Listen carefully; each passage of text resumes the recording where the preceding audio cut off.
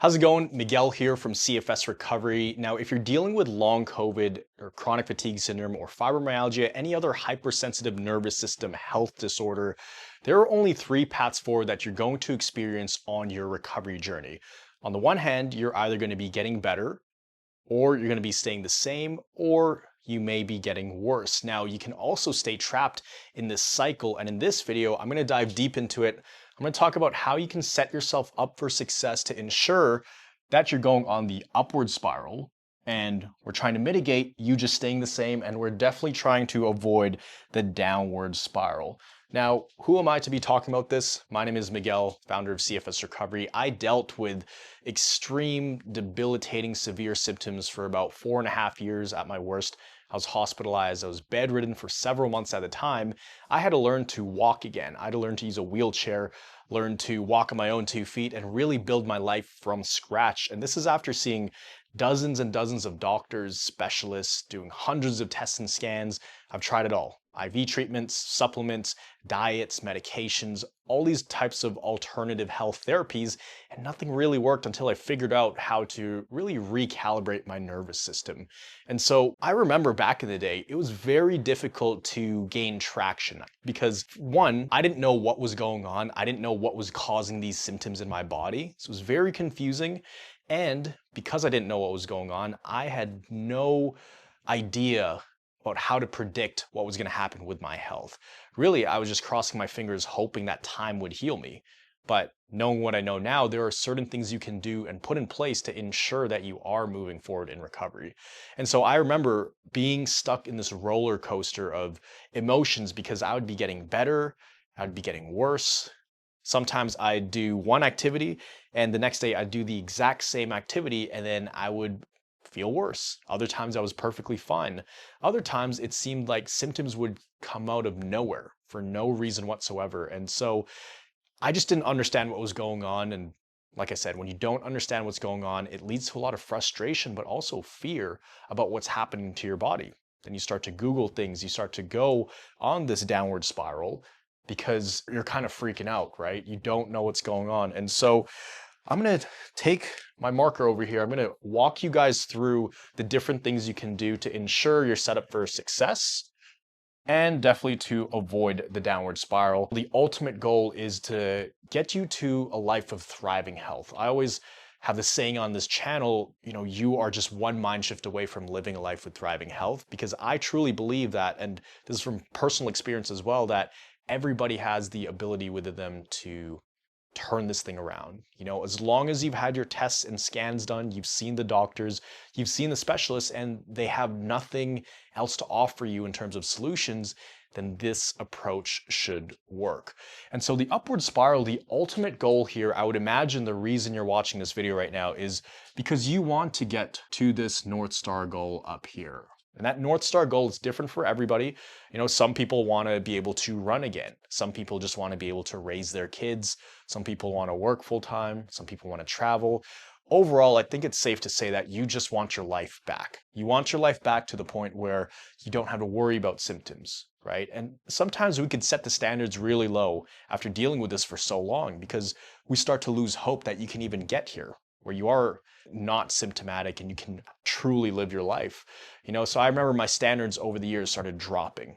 So there was a point in time when I said, I don't mind not working out for a month. I can handle that. In the beginning of my recovery journey, when a month went by and I felt even worse, I started to tell myself, okay, I can handle not working out for 3 months, and then 6 months, and then 12 months. Next thing you know, I said, if I could just walk again and have my life back, I don't need to work out again.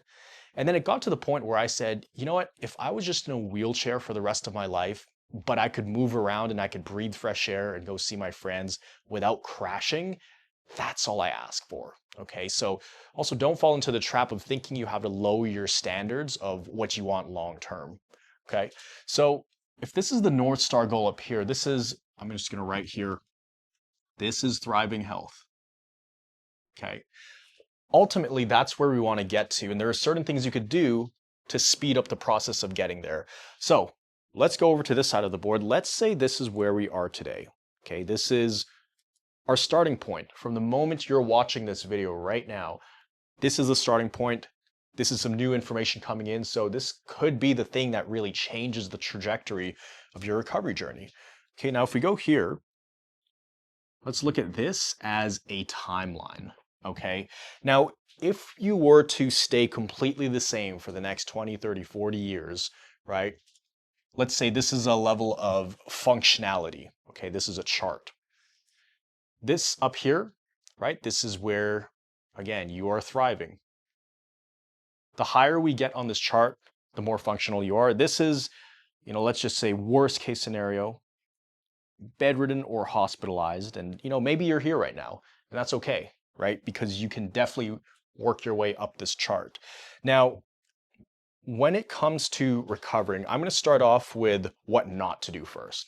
What will definitely cause things to go downhill and have you spiral, spiral into less functionality, less activity, more symptoms, okay? Because over time, let's just say you are where you are today, and let's say you do a few things, right? You step outside or you do a little more than you're used to doing. Okay, typically what we see is, you're going along here, you'll have some kind of adjustment period.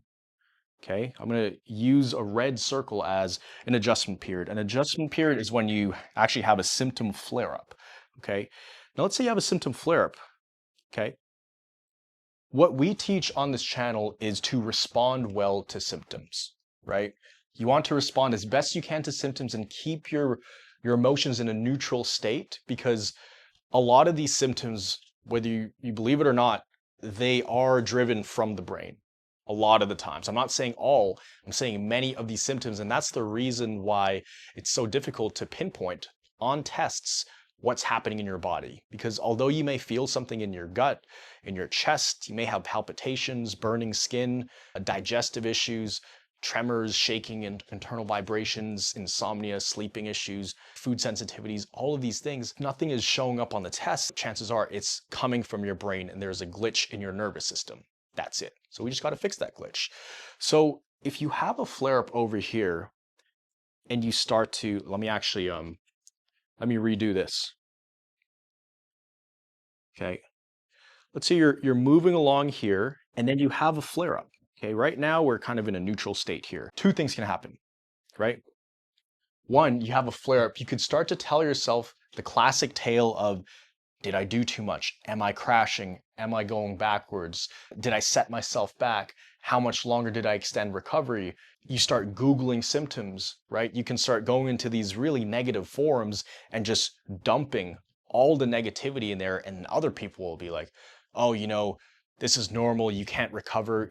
All of these things that move away from this idea of thriving health, those things you'll find there's like a feedback loop, okay? So little mini crash course here.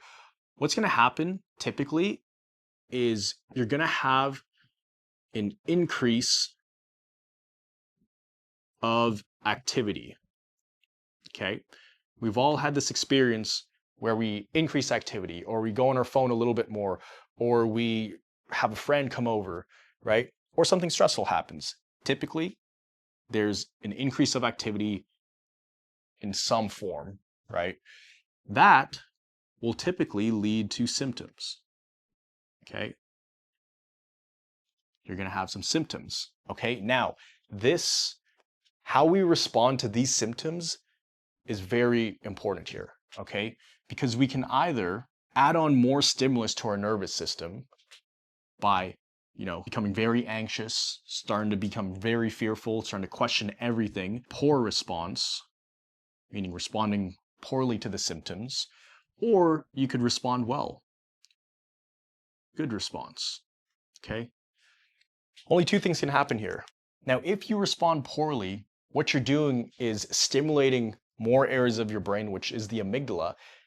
That's like pouring fuel on the fire. And you'll notice that when you start to Google these symptoms, when you start to tell yourself, am I crashing? Did I go backwards? All of these things, that's basically like increased activity in your brain, in your amygdala, which then leads to more symptoms, which then leads to a poor response, which then leads to increased activity in your brain, which then leads to more symptoms. So it's like a cycle, right? And that's like a downward spiral in and of itself. Whereas if you have a good response to symptoms, right, That's like putting out the fire that's happening in your brain right now, putting out the hyperactive amygdala.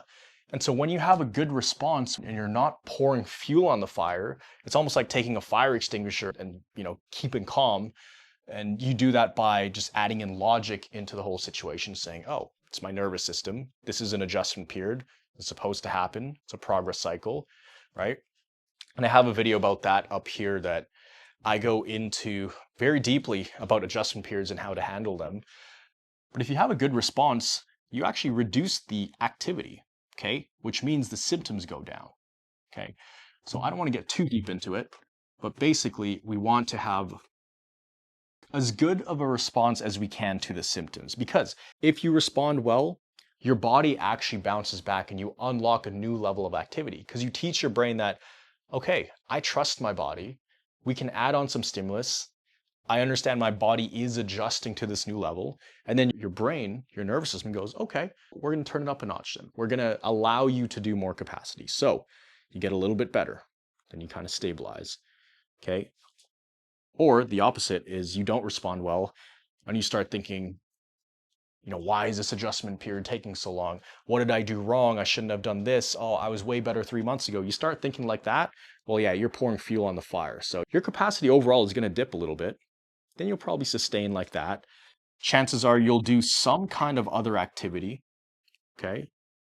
In both of these scenarios, you're going to do some form of activity, right? And that could be as little as sitting up for 5 minutes a day, right? I've worked with hundreds of people who that's where we started. They were completely bedridden. They had to get spoon fed, kind of like the help I needed. And that's okay, right? No matter how much activity you're doing, if it's just extra stimulation on your nervous system more than you're used to, chances are you might have an adjustment period. But as long as we're responding well and we're moving in the right direction, your body will unlock more capacity. Or here, if you don't respond well, you dip a little bit, okay? Now, this is very spread out, right? Throughout your recovery journey, you're gonna have dozens upon dozens upon dozens of these different scenarios where you have to choose to respond the best you can in the situation, okay? Because over time, this adds up. You have an adjustment period, you respond well, you unlock a new level. And let's say you have an adjustment period and you don't really respond the best you can, right? And you start to downward spiral. That's okay, because you get many swings at the bat here. It's not like you mess up one time and you have to restart all the way from zero, right? That's not how this works, right? There is just a little bit of drop in capacity, which is okay, right? You're never going to get it perfect in recovery. I didn't get it perfect, okay? But here I am today, able to work out, work full time, and I actually have more capacity than I had ever in my life. And so do all of the people we see who recover, because our goal isn't just to get you symptom free. So that way you could just kind of get by and just survive through life and be like, okay, I can kind of walk outside, but this is good enough. We're not about good enough here. Okay. We really want to get to thriving health. And we've seen it hundreds and hundreds of times. Okay. So basically, there is no way you do activity and then it's like hitting the restart button, okay? Another way that I looked at this during my journey, okay, I looked at recovery as a timeline, okay? It was this timeline, and at some point, right, I looked into my crystal ball in my brain. Once I understood the fundamentals and the basics of recovery, I knew what I needed to do. Then I knew it was just a matter of time before I reached this point, right? So let's say thriving health is up here on this timeline. Thing is, we don't know when that is, okay? We have no idea when that is. For me, it could have taken 6 months coming out of the hospital. It could have taken a year, 2 years, 5 years, 10 years. I didn't care because I knew at some point, I knew I was going to be running down the beach into the sunset with zero symptoms. I knew that I would have energy just like I had before. I knew that I'd be able to see my friends and eat out at restaurants, enjoy Christmas with the family, and do all of those things. I knew there was a finite point in time where I was going to recover. Because if you can get a little bit better, right? If you can make a little bit of progress, there is no reason you can't make it all the way to thriving health, right? Your brain just doesn't put this limiter on you and says, okay, you know what? we made a little bit of progress, but we're going to cap it at 30%, right? Or we're going to cap it at like 40% or 46%. It doesn't have that. The brain is ever changing. It's neuroplastic. And that's the really cool thing that you start to learn once you start recovering from this stuff. Another thing that just helped it click for me was there was a time when I was completely normal before. I was completely normal, no symptoms. I was thriving, right? I had energy. I did sports. I was a very high performer at school. So I went from this to this kind of broken, run down, barely getting by, just surviving state, right? So my brain was able to take me from this character and change me into this character, right? And there was nothing really, there were things happening in my body, but nothing was really showing up on the tests. So it was really the programming of my brain putting limiters on me. So I knew if it could take me from, hero to zero, it can also work the other way around. I just needed kind of a roadmap to get there. I just needed to know what to do in order to reprogram this nervous system that I had. Okay. But at that point, once I learned the fundamentals, and if you keep watching the videos on this channel, I would highly recommend to watch this training, right? Or this playlist up here, which is all the must-watch videos on this channel. Once it clicked and just made logical sense, I knew this point in time of thriving health, it was inevitable. So regardless if I was, up here, or I was over here, or I was here, or I was way less functional or really good one week, it didn't matter. It did not matter at all because I knew I was one step closer to reaching that thriving health. Okay. So I feel like I'm kind of jumping all over the place here. Let me clear this a little bit. Let me talk about the habits that are going to lead to these different scenarios. Okay. On the one hand, let's talk about what habits lead to a downward spiral. Okay. Habits that lead to a downward spiral is overthinking. Okay. Overthinking, especially when you're in adjustment periods, overcomplicating, right? Thinking that it's a really complex fix, thinking that you need to fix 100 different things in order to recover. It's actually quite simple. You just need to focus on recalibrating the nervous system through a few simple steps. I share that on this channel, and I'll share it further in the video. So overthinking, overanalyzing, trying to do everything perfect, over-tracking, that's a big one people forget about. Tracking your steps, tracking your sleep, tracking your heart rate, things like that. Unless you are told by a doctor to track these things, do not track.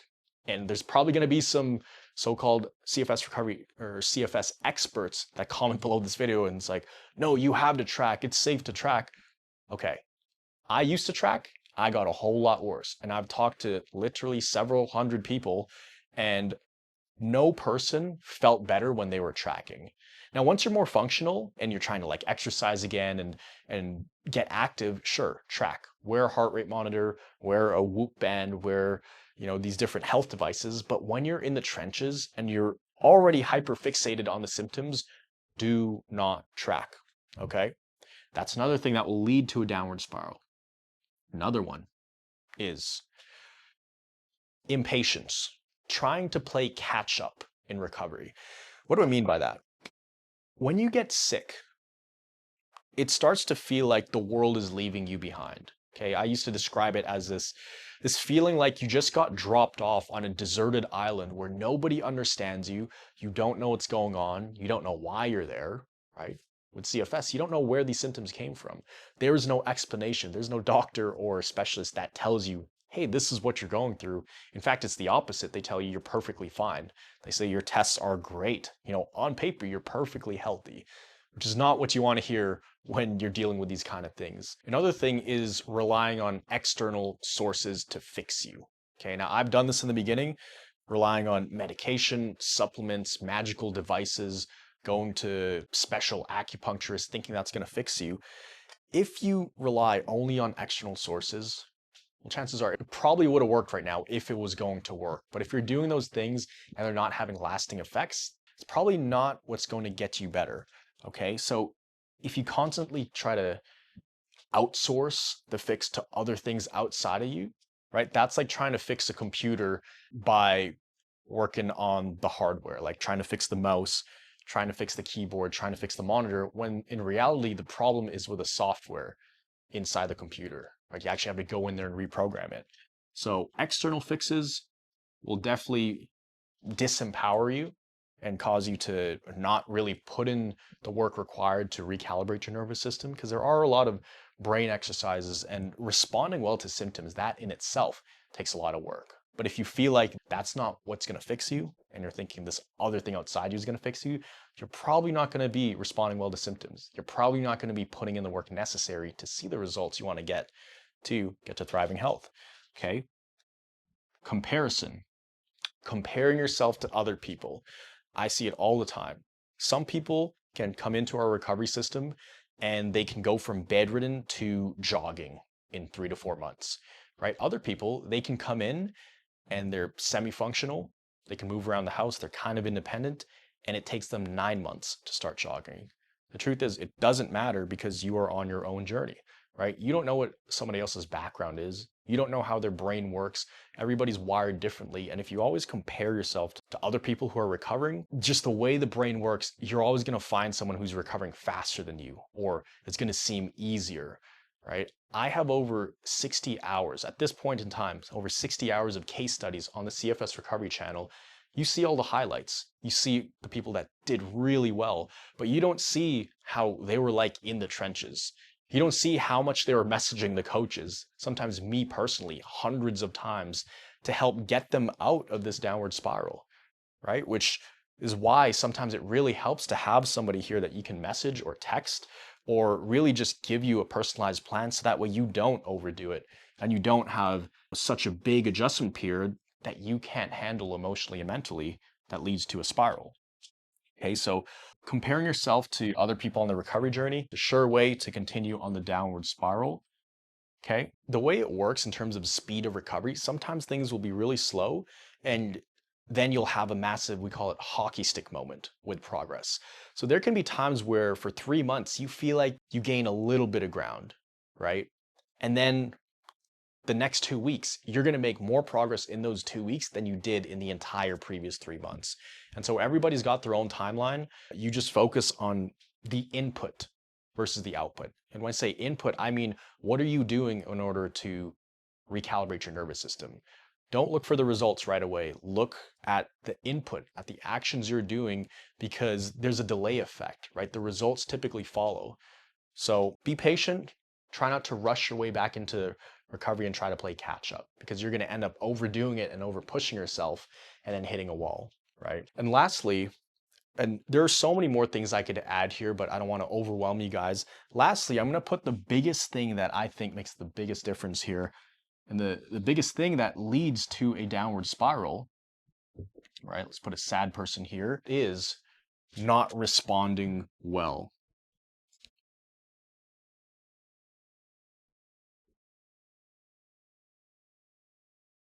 Okay. It's as simple as that. And I've kind of described what not responding well looks like. It's when you start telling yourself all these negative things and you start thinking that you crashed or that you're going backwards, you start questioning and doubting the recovery process, right? Not responding well is a surefire way to continue on the downward spiral. The good news is it's not finite. It's not like, oh, if you don't respond well once, now you're back to square one. Like I said, that's not how it works. So you have many, many swings at the bat here. Let's talk about something more positive. Okay, the upward spiral, right? Let's talk about the upward spiral. This is what's going to get you to thriving health. And this is what's going to allow you to unlock that life that you've been working so hard to get to, right? It's probably what you dream about at nighttime, what you think about when you're bored throughout the day. It's the thing you're working towards. The upward spiral is what's going to get you there. In order to get to that upward spiral, there's a few things that you could do to really speed up that process, okay? Number one, keeping things simple. Again, like I said, you don't need to do 100 different things in recovery. You don't need to fix 100 different problems.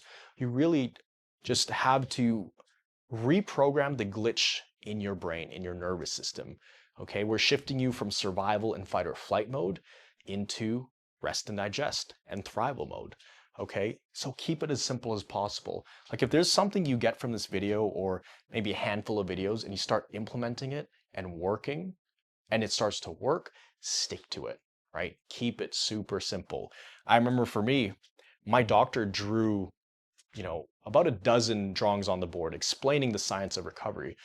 And then I said, if there's one thing that I could follow, is there even one thing that I could follow that if I forgot all of this stuff, because it's a lot of information, what's one thing that would definitely help me recover? And he said, you know what? It's a great question, Miguel, because everything I just showed you, we've spent a few weeks together, you could throw it all out the window. And if you implemented this one thing, you're going to recover. And that one thing was your recovery is determined by how well you respond to symptoms. Okay, so I'm just going to put here, respond well. Okay. And that really comes down to keeping it simple. If you do this one thing, it's all you have to do to really get to that end goal here, right? Now, it's a lot easier said than done. I'm not saying it's easy, but I'm saying it is simple, right? It's not a whole bunch of things you need to do. So keeping it simple, right? Number 2 is learning the fundamentals of recovery, okay? Because if you learn the fundamentals, you start to bring in a lot of logic into this whole situation. Now, the reason it's difficult to respond well, the reason you can't respond well is because you don't understand fully what's happening, right? And you don't have such a strong grasp on what's going on when you are flaring up, right?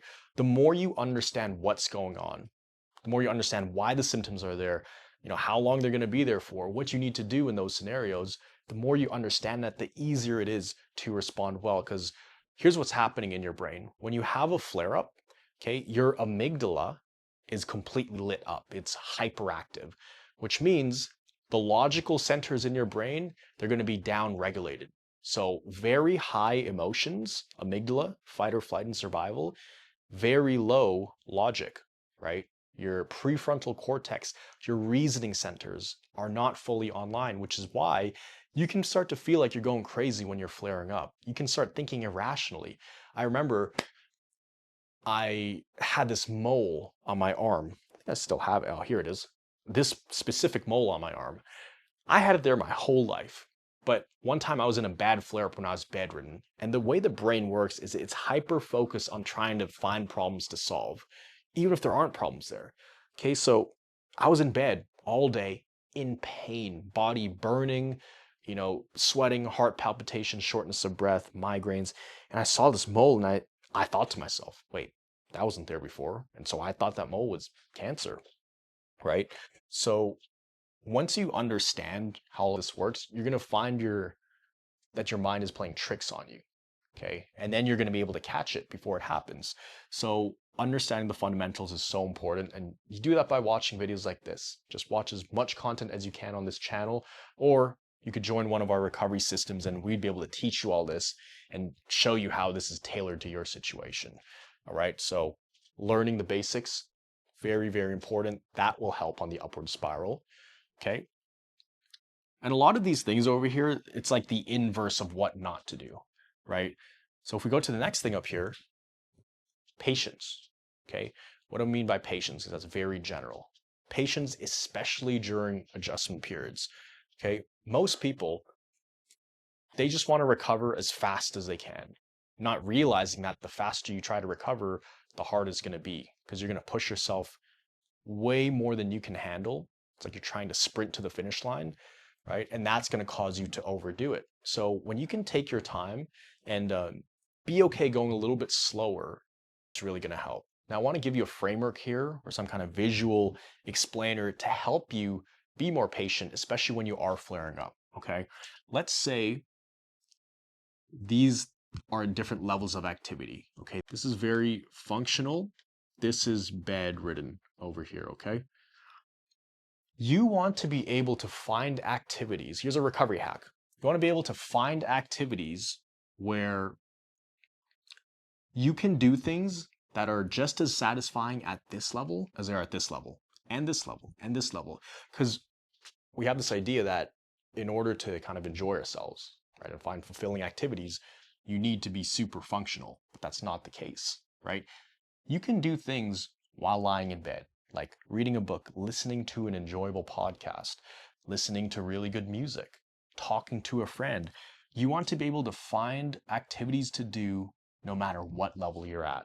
Whether you're able to run outside or drive or just go to the mall or just step 5 minutes outside your house or sit on the couch or lie in bed. And this is what's really helped me kind of pace myself, because old Miguel used to think that the more activity I do and the more intense the activity, the more satisfying it is. But now I can find that same level of satisfaction within these lower levels of activity and energy output, if that makes sense. Once you realize that energy input into an activity is not always correlated to how satisfying or fulfilling the activity is. Me playing guitar, right? I have guitars over here. I love playing them. It doesn't take too much energy to play the guitar, but doing that is just as fulfilling as going for a workout.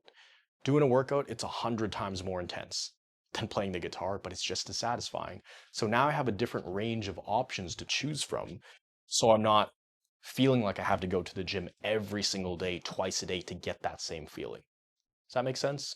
So in terms of patience, that's a little recovery trick you could do, is you can have these different levels of activities. Now, over time, you will internalize these, but maybe it's good to write them down, right? And this is something we actually can walk you through inside this recovery system, inside the academy. We'll actually figure out, based on your hobbies, your personality type, even based on your symptoms and activity level, like where you are in this level of functioning, what would be some good activities within that range that you can choose from, just so you have an idea and you're not guessing your way through it and you end up, overdoing it and crashing or doing more than you can handle. Okay, so patience is really big. Okay. Another thing here is being open to change, dropping the ego. A lot of times we are holding on to this identity of the person we were before. For example, me, I used to be an athlete, high performer at work, at school, straight A student. Anything I kind of set my mind to, I knew I could do it. I knew I could get it done. But that's part of what caused me to over push myself. I went into this whole CFS recovery journey for the first few years thinking I could just push through it, thinking my mind is strong enough, I'll just power through it, just like I've done with everything else in life, right? That's how I always did it. But clearly it wasn't working, because the harder you push with something like this, the more you try to willpower your way through it, willpower doesn't work here. So I had to understand that if I were to recover, I cannot go back into the world the same person that I was, which means I had to be open to change. I had to be open to letting go of the old Miguel in order to create space for the 2.0 version of Miguel to emerge, right? And I can tell you that it's a painful process. And a lot of times people don't come to that realization until things are so bad that you're like, I'll do anything to get better. I'll even let go of my identity of who I was, because that person is so far gone. Like when I was in the hospital, I couldn't walk, I couldn't feed myself, couldn't even lift a spoon to my mouth a lot of the times, right? And that's when it kind of clicked. I was like, there's no point. Like, I'm not going to hold on to this old Miguel. Whatever someone tells me to do for recovery, I'm going to do it, because at this point, I have nothing. Like, I am rock bottom. And so I was open to change, right? I was willing to let go of the old Miguel in order to make space for the new and improved 2.0 version of thriving Miguel. And that has been one of the best decisions I made, because I live a completely different life now from what I was living before. Much more satisfying. I'm able to do more. I'm more productive, happier. I sleep better. I'm healthier. So that wouldn't have happened if I wasn't open to change. So you have to be open to change, right? That's a really big one over here. One more thing I want to talk about here is when you find something that's working, don't stop doing it. Keep on doing it.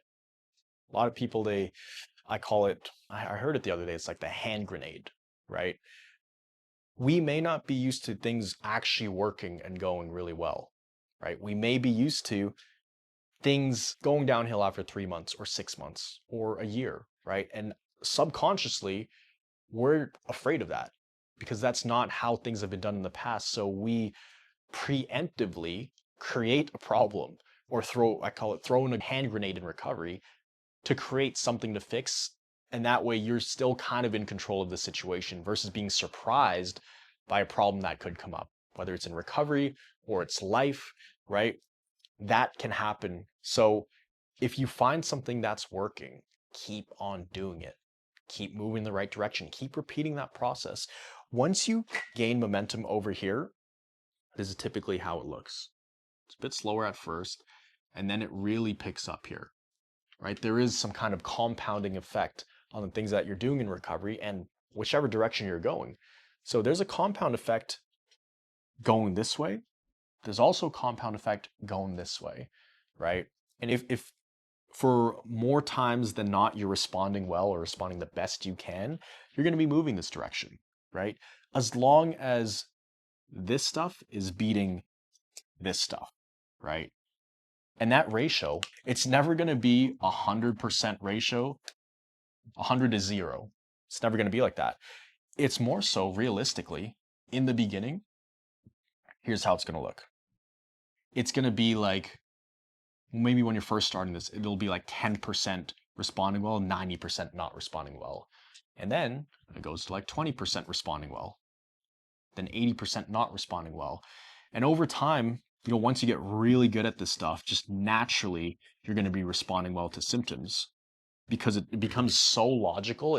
It's no longer an emotional battle. It's no longer like you gritting your teeth saying, I got to respond well. It's just like it happens automatically, right? Eventually it gets to the point where you're responding well to like 90 to 95% of the recovery curveballs that come your way, right? And that's what we want to kind of strive for. But as long as you're getting a little bit better, even just 1% better at responding well, that is a definite move in the right direction. And then that compounds over time. So you want to aim for these very minimal increases of responding well. But if you do that, right, if you get on the right path, then there's nothing that can stop you from reaching thriving health. I've seen it happen so many times, more times than I can count. I'm going to pop up some images on the screen here of people who have turned this around, regardless of how old they were, whether they were 10 years old and they had tons of symptoms and now they're going back to school, or they were, in their 80s or 70s and they couldn't leave their bed, right? And now they're biking for hundreds of kilometers, right? Or maybe somebody who was really fit before and now they're able to be fit again after being bedridden for a long time. People who can go out and socialize with their friends, people who can actually spend time with family, people who can work again, people who haven't been able to eat any kind of food for years, right? Or very limited amount of food because of food sensitivities, and now they can eat whatever they want, right? Overall, there's just so many people living their lives again. And, the reason I do this is because I was once that person. Now I have my life back. I can, pretty much, I don't have unlimited capacity. I can't fly, obviously, but I can travel, work full time. I exercise a lot. I'm fit again. I get great sleep, energetic. And that's really what I want for you, right? That's the whole purpose of this channel, is to help you unlock thriving health and give you the tools needed, right? Now, most people, or a lot of people, can do this on their own, right? These kind of videos, you can definitely recover. So many people do it. But if you have been implementing these things and you feel like you could use a little bit of an extra hand, you could use a little more guidance, and you want a personalized plan, you want to meet with a coach regularly, you want to be able to text that coach so they can guide you and tell you exactly what you need to do, and also identify, which of these weak points do you have to get you out of a downward spiral, or maybe you're just stuck and you want to get unstuck so you can get on the path to the upward spiral. I'm going to leave a link down below. You could click that link. You can apply and see if you even qualify for our recovery system. We just want to make sure you're a good fit and that we can actually help you and that you're not dealing with anything else, right? But if you got some value out of this video, leave a comment down below. Let me know what was your biggest takeaway from this, and also comment what different types of topics or videos would you like me to cover on this channel. So hope you got a lot out of this video, guys. Always remember that you are a thriver and you are just one mind shift away from living a life with thriving health. I'll see you in the next video. Let's say that CFS recovery is absolutely the real deal. I actually felt like somebody had an answer, like somebody explained what was going on, and it all clicked.